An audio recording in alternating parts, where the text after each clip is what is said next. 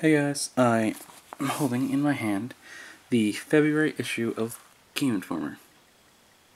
So, I'm going to be doing, this is going to do like a regular segment, I think now, because I have a subscription to Gameinformer, and although sometimes my ideas do clash with theirs, I do respect theirs, so I think they're a great magazine to have.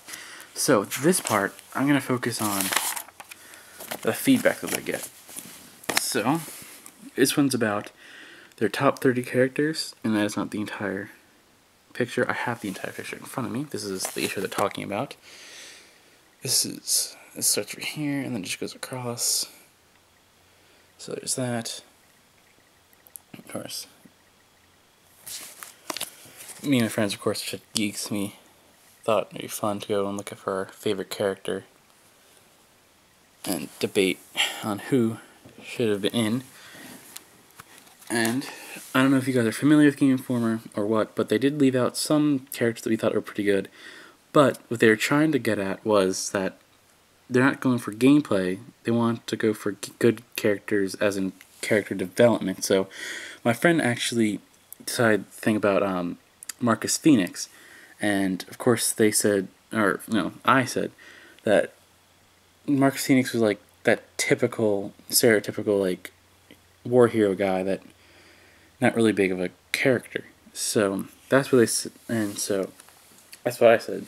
Now this kid wrote in about Sam Fisher that he should have been here. Now I agree with Gameinformer said they said that his character is too inconsistent, as he flopped, like his personality just changes way too much, and so there's that. What else? They asked about who should have been in. And someone, I forget where it is, someone wrote about CJ. No, I like CJ, but he also talks about Nico.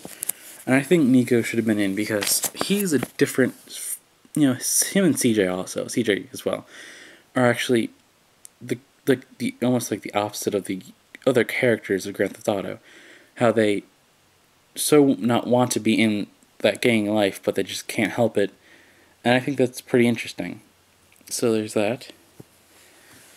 Over here they're talking about, they just changed The Last Guardian's main character from a female to a male because they said the female's hands is too small and her dress would get in the way of climbing. So there is that.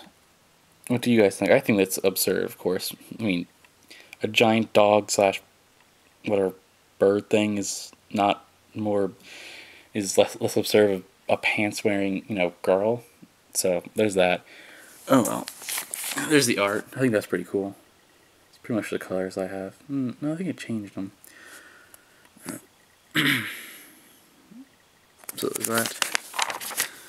This is talking about, the diversity in video games.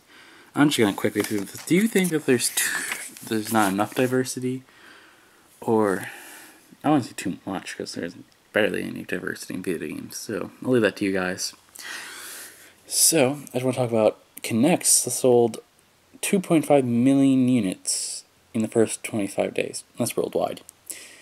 Pretty impressive. And the ugly Final Fantasy is a disaster. Final Fantasy 14, my bad, is apparently not doing too good, and they extended their free